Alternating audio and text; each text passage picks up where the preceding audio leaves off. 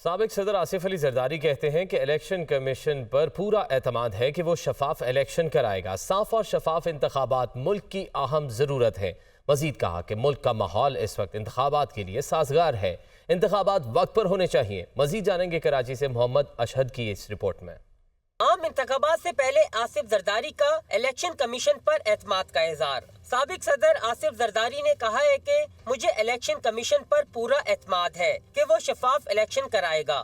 آصف زرداری نے کہا کہ صاف و شفاف انتخابات ملک کی اہم ضرورت ہے۔ ملک کا ماحول اس وقت انتخابات کے لیے سازگار ہے اور الیکشن وقت پر ہونے چاہیے۔ انہوں نے کہا کہ کچھ عناصر کی جانب سے الیکشن کمیشن کو متنازع بنانا ملکی مفاد کے خلاف ہے۔ ملک میں شفاف اور آزادانہ انتخابات سے سیاسی و معاشی استحکام ممکن ہے۔ آصف زرداری بولے، پیپلز پارٹی واحد جماعت ہے جو ہر ماحول میں الیکشن لڑنے کی صلاحیت رکھتی ہے۔ پورا یقین ہے 8 فروری کو پیپلز پارٹی ملک کی اکثریت پارٹی بن کر سامنے آئے گی۔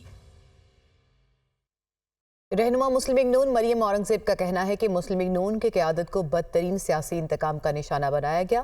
کہا گیا کہ 56 کمپنیوں میں کرپشن ہوئی، وہ کرپشن کہاں گئی؟ جو جھوٹی معلومات فراہم کر رہے تھے آج وہ چہرے کہاں ہیں؟ شہباز شریف کل پھر عدالتوں سے سرخرو ہوئے، تمام جھوٹے مقدمات کا سامنا کیا۔ ملک کے اندر مہنگائی ہے، کس کا گلا پکڑا جائے، کس سے جواب لیں؟ تاثر دیا جا رہا ہے کہ لاڈلے آ رہے ہیں۔ مریم اورنگزیب لاہور میں پریس کانفرنس کر رہی تھیں۔ اوپر سے شہباز شریف صاحب صاف پانی میں بلایا گیا، آشیانہ میں گرفتار کیا گیا۔ 56 کمپنیاں، گندا نالا، رمضان شوگر مل، جب وہاں کچھ نہیں ملتا تھا تو جیل میں ہوتے ہوئے کیس ڈال کے گرفتاری کر لیتے تھے کہ ایسٹ بیونڈ مینز ہے۔ پھر کہا جی منی لانڈرنگ کر دی ہے، آف شور کمپنیاں بنا لی ہیں، فورن ایسٹس خرید لی ہیں۔ کدھر گئے؟ 1 روپے کی بھی ریکوری نیب نے کی۔ اور کل اللہ تعالیٰ کے فضل و کرم سے میں اللہ تعالیٰ کا شکر ادا کرتی ہوں کہ ایک دفعہ پھر شہباز شریف صاحب سرخرو ہوئے۔ یہ جو آج کا تاثر ہے نا کہ لاڈلے اور فیصلے آ رہے ہیں آج 7 سال کی پیشیاں، 4 سال 2 سال کی قیدیں، سزائے موت کی چکیاں، کال کوٹریاں، یہ سب بھگت کر، پیشیاں بھگت کر، جھوٹے مقدمات میں اپنے الزامات کا جواب دے کر، احتساب کی چکی سے گزر کر اگر آج سرخرو ہو رہے ہیں تو یہ لاڈلا پن ہے۔ سیاسی منظرنامے پر تحریک انصاف کو ایک اور بڑا سیاسی جھٹکا۔ سابق معاون خصوصی علی نواز ایوان اور سابق صوبائی وزیر سردار آصف نقئی پارٹی کا ساتھ چھوڑ گئے۔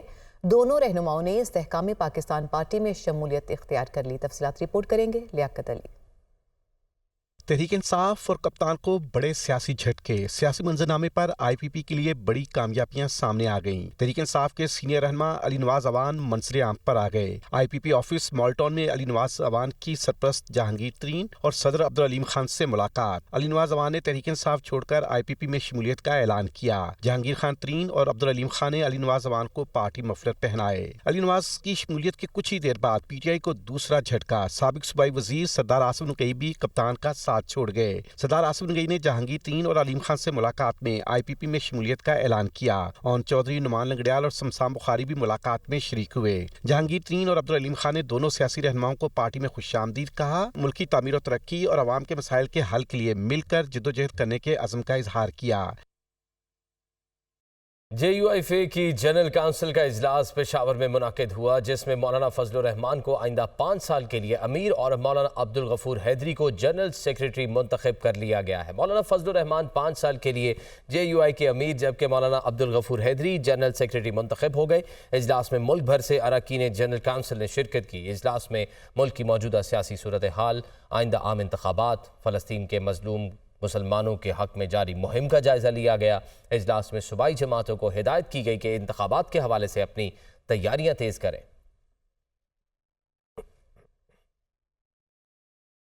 بات کریں گے غزہ کی، جہاں اسرائیلی فوج کی جارحیت جاری ہے اور طاقت کے نشے میں پاگل صہیونی فوج کی نصیرت، البوریج اور خان یونس کے علاقوں سمیت متعدد پناہ گزین کیمپوں پر بمباری جاری ہے۔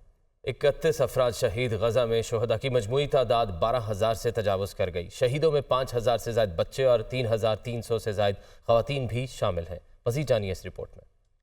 ताकत के नशे में पागल सेहूनी फौज ने गजा को दुनिया के नक्शे से मिटाने की ठान ली। सेहूनी फौज की गजा पट्टी और मकबूजा मगरबी किनारों में कार्रवाइयां जारी। गजा में पानी, खुराक, तिब्बी सामान नापैद और बुनियादी सहूलियात जिंदगी नापैद। हॉस्पिटल पनाहगजीन कैंप में तब्दील हो गए। इसराइली फोर्सेज की बैरक बनने वाले अल शिफा हॉस्पिटल से 31 नौमौलूद बच्चों को तशवीशनाक हालत में हॉस्पिटल से निकाल दिया गया। अरब मीडिया के मुताबिक अल शिफा हॉस्पिटल से निकलने वाले सैकड़ों जख्मियों की हालत तशवीशनाक है। सेहूनी फोर्सेज की नसीरत, अल बोरेज और खान यूनुस के इलाकों समेत मुतादिद पनाहगजीन कैंप पर बमबारी, 31 अफराद के शहीद होने की इतलात। अरब मीडिया के मुताबिक शहीदों में बड़ी तादाद में बच्चे शामिल हैं। सेहूनी फौज ने जबालिया पनाहगजीन कैंप, अल फखूर और तल अल ज़हार स्कूल पर भी बमबारी की, जिसमें मुतादिद फलस्तीनी शहीद हो गए। तमे बारिश से पनाहगजीनों की मुश्किलात में मजीद इजाफा हो गया। दर बदर फलस्तीनियों के लिए आसमान से बरसती बूंदें बड़ा इम्तिहान बन चुकी हैं। बारिश का पानी पनाह के लिए बनाए गए खैमों में दाखिल हो गया, जिसके बायस पहले से मुश्किलात का शिकार गजा के बासियों की मुश्किलात मजीद बढ़ गई हैं। दूसरी जानिब मिस्र ने गजा के लिए इंसानी इमदाद का सबसे बड़ा काफिला रवाना कर दिया। इतलात के मुताबिक 190 ट्रकों पर मुश्तमिल इस काफिले में 2510 टन इमदाद मौजूद है। इमदादी ट्रक्स में तिब्बी सामान, पानी, कपड़े, कंबल, फ्लैश लाइट्स और खुश्क खुराक शामिल है।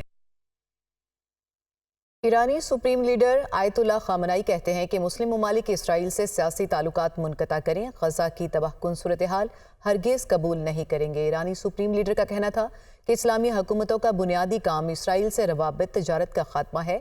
इसराइल को गजा में ढाए गए मुजालिम का जवाब देना होगा। स्कूलों, हॉस्पिटल्स और रिहायशी इमारतों और पनाहगजीन कैंप्स पर बमबारी करके इसराइल जंगी जराइम का मुर्तकिब हो चुका। इसराइली मुजालिम पर खामोश रहने वाले भी गजा में दरपेश मुजालिम में बराबर के शरीक हैं।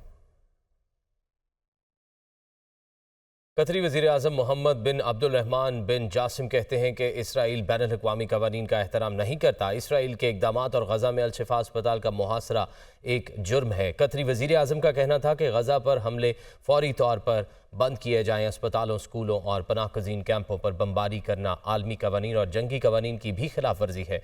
गजा में हंगामी इमदादों पर इमदाद पहुँचाने की ज़रूरत है। दोनों फरीकों के माबैन जंगबंदी के लिए कोशिशें कर रहे हैं, ताहम गजा में जारी हमलों को फौरी तौर पर रोकना होगा। अमीर जमात इस्लामी सिराजुल हक ने कहा है कि OIC का इजलास हुआ तो यकीन था कि इसराइल को तेल की फराहमी बंद करने की धमकी दी जाएगी, लेकिन OIC ने फ़लस्तीन फंड का भी ऐलान नहीं किया। मजीद कहा कि एक मुर्दा करारदाद पास की जिसका इसराइल पर कोई असर नहीं हुआ। भारत डर रहा है कि गजा में मुजाहिदीन कामयाब हुए तो उसके बाद कश्मीर की बारी आएगी। वो लाहौर में फ़लस्तीनियों के हक में मार्च से खिताब कर रहे थे।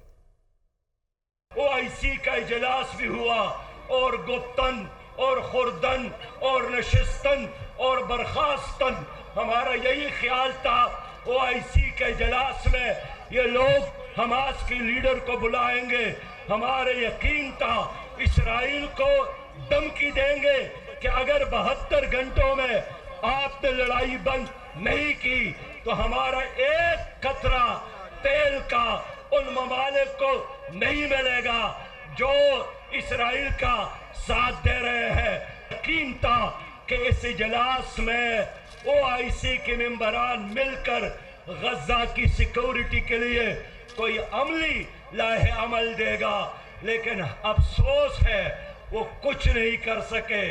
उन्होंने सिर्फ अपने मुस्लिम अवाम को तसल्ली देने के लिए, उनकी आवाज़ों को खामोश करने के लिए एक मुर्दा करारदाद पास की, जिसका न इसराइल पर कोई असर हुआ, जिसका असर अमेरिका ने भी नहीं लिया।